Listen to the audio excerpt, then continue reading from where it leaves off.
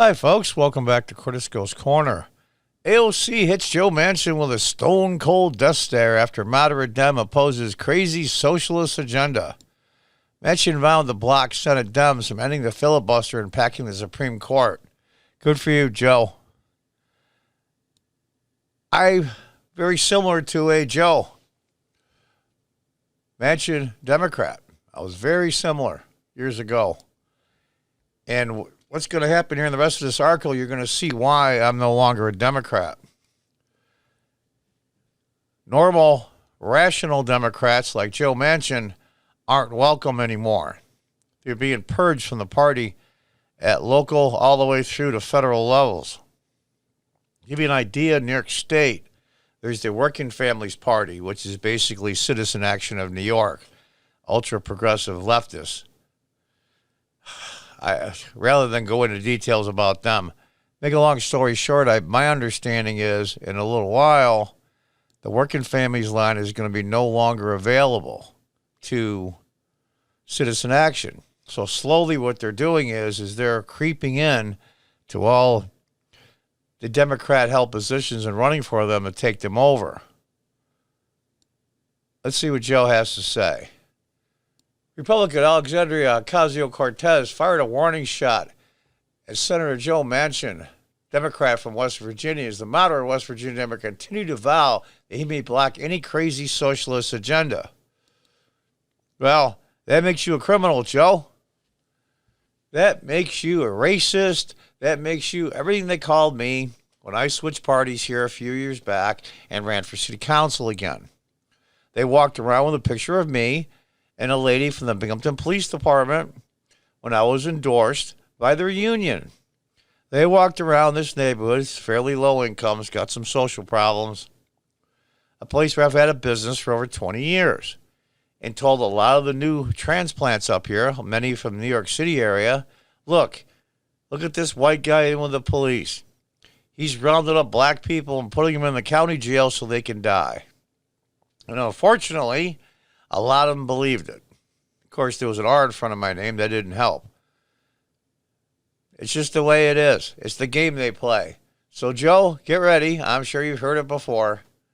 The stakes are high as the balance of power appears to be hanging on the results of two Georgia runoff elections in January that will determine if Republicans will remain in control of the Senate or if Democrats seize the chamber by a 50-50 margin with Vice President-elect Kamala Harris acting as a tie-breaking vote. Joe, piece of advice. I'm not sure when you're up for re-election again. Change parties, dude. Do it now. Don't do it the last minute. Don't wait till the last minute. It's in your best interest. And even more importantly, it's in the country's best interest. On Monday, Manchin made headlines on Special Report when he told Fox News anchor Bret Baier that he would commit to voting against ending the filibuster and packing the Supreme Court. And this, I'll tell you, is an incredibly accurate statement. Good for you, Joe. The system, the Senate, that is so unique body in the world, it was made to work together in a bipartisan way, Manchin explained. And once you start breaking down those barriers, then you lose every reason that we are an institution that we are. The most deliberate body. That's right. So I want to lay those fears to rest, and that won't happen because I will not be the 50th Democrat voting to end that filibuster or to basically stack the court. Good for you, Joe. Manchin reiterated his message on Twitter, attacking progressive ideas, including the Defund the Police movement. Defund the police, defund my butt. I like Joe already. The senator wrote Wednesday evening, I'm a proud West Virginia Democrat. We are a party of working men and women. We want to protect American jobs and health care. We do not have some crazy socialist agenda, and we do not believe in defunding the police. Now, I know if he wasn't on Twitter and he talked to you in person, he would say, defend my beep. Good for you, Joe. But I'm telling you, dude, read the tea leaves. Leave the party before they come after you. The DNC is being taken over by these people. And if Vice President Biden does make it, it looks like he will, they're going to be controlling the DNC and the money. I'm telling you right now, they're going to come after you. Be smart. You're a good politician and a decent legislator. Get out now while you can. While you can make a deal with the Republicans. Do it to save yourself. This does not sit well with Ocasio-Cortez, a self-described Democratic socialist who fired back at Manchin with a photograph from President Trump's State of the Union address where the Congresswoman is seen giving Manchin the death stare as he offered a standing ovation during the president's speech. This is what I got when I was a Democrat. I was looked at like I was garbage, almost subhuman. That's the way these people operate.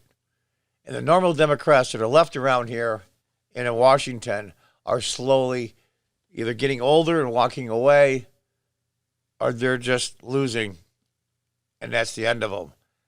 Don't let it end your career, Joe. Switch parties. Switch parties. He got up and clapped at something that the President of the United States said. Don't know what it was, but I'm sure it was decent or he wouldn't have got up. There's been mounting pressure from the progressive left on the Biden-Harris transition team regarding its appointees and to pursue an aggressive agenda. This is where the Democrats are going to implode. I said it shortly after Election Day. 2 years from now, in the midterms, there is going to be a bloodbath. A bloodbath that'll make Newt Gingrich's contract with America takeover seem like a joke. If the roles are reversed in the Senate as well in 2 years, 2/3, if not, I believe more, of the seats up for re-election are Democrats defending their seats. That handwriting is on the wall. But you guys won't learn, you won't budge. You're uncompromising, you progressive leftists. Uncompromising. That is, I used to be, up until recently, the most deliberate body in the world, and that's true. We'll see what happens. Earlier this week, Ocasio-Cortez asked her over 10 million followers who they would pick in Biden's dream cabinet. Some names were floated in the replies, including Elizabeth Warren. Oh, God, as Treasury Secretary. Oh, my God, really? Bernie Sanders is Labor Secretary. Oh, Lordy. As they say down south, oh, Lordy. Keith Ellison. Oh, my God. It said as Attorney General. Holy crap. Tammy Duckworth is VA Secretary. Julian Castro to return as Obama-era post as HUD Secretary. Andrew Yang. OMG. Guys, I'm telling you, this is just the beginning. The Senate is the firewall.